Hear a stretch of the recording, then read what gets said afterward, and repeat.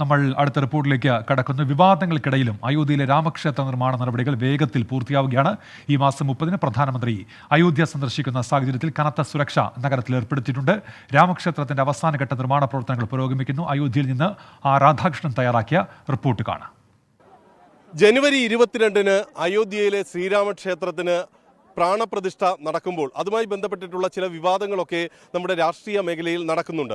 അങ്ങനെ ഈ വിവാദങ്ങളൊക്കെ വലിയ രീതിയിൽ സജീവമാകുന്ന ഈ സമയത്ത് എന്താണ് അയോധ്യയിലെ ഈ ശ്രീരാമ ക്ഷേത്ര നിർമ്മാണ മേഖലയിൽ നടക്കുന്നത്? അതാണ് പ്രേക്ഷകർക്ക് കാണാനായിട്ട് സാധിക്കുന്നത്. എനിക്ക് തൊട്ടുപിന്നിൽ കാണുന്നതാണ് നിർദ്ദിഷ്ട ശ്രീരാമ ക്ഷേത്ര നിർമ്മിതി. ഈ 3 നിലകളിലായിട്ടാണ് ശ്രീരാമ ക്ഷേത്രം ഇവിടെ ഒരുങ്ങുന്നത്. 3 നിലകളിൽ ആദ്യത്തേത് ഗർഭഗൃഹമാണ്, രണ്ടാമത്തേത് രാംസഭയാണ്. അങ്ങനെ പ്രധാനപ്പെട്ട മേഖലകളുടെ ഒരു ഉദ്ഘാടനം ആണ് നടക്കുന്നത്. 3ാമത്തെ നിലയുടെ ഇനിയും അത് പൂർത്തിയാകേണ്ടതുണ്ട്. അതുമായി ബന്ധപ്പെട്ടിട്ടുള്ള നടപടികളും അതിൻ്റെ നിർമ്മാണ പ്രവർത്തനങ്ങൾ പൂർത്തിയാവുകയും ഒക്കെ ചെയ്യുന്നത് പിന്നീടായിരിക്കും. പ്രധാനമന്ത്രി നരേന്ദ്രമോദി ഉൾപ്പെടെയുള്ളവർ പങ്കെടുക്കുന്നത് 22-ാം തീയതി നടക്കുന്ന ജനുവരി 22 നടക്കുന്ന ഈ ചടങ്ങിലാണ്. പ്രത്യേകിച്ച് ലോക്സഭാ തെരഞ്ഞെടുപ്പ് വരുന്ന പശ്ചാത്തലത്തിൽ വേഗത്തിൽ തന്നെ അത് നിശ്ചയിക്കപ്പെടുകയായിരുന്നു. ഇപ്പോൾ ഈ ചടങ്ങിന് മുന്നോടിയായിട്ട് വളരെ വേഗത്തിൽ ഇവിടെയുള്ള നിർമ്മാണ പ്രവർത്തനങ്ങൾ പൂർത്തിയാക്കാൻ വേണ്ടിയിട്ടുള്ള ശ്രമങ്ങളാണ് നടക്കുന്നത്.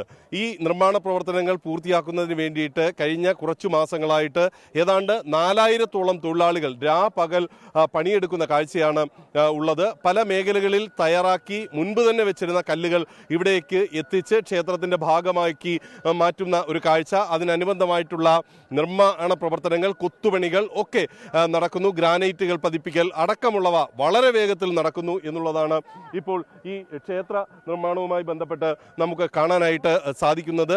ഈ ക്ഷേത്രത്തെ സംബന്ധിച്ച് 22-ാം തീയതി പ്രാണപ്രതിഷ്ഠ നടക്കുമെങ്കിലും തുടർന്ന് അതുമായി ബന്ധപ്പെട്ടുള്ള ചടങ്ങുകൾ തുടരും.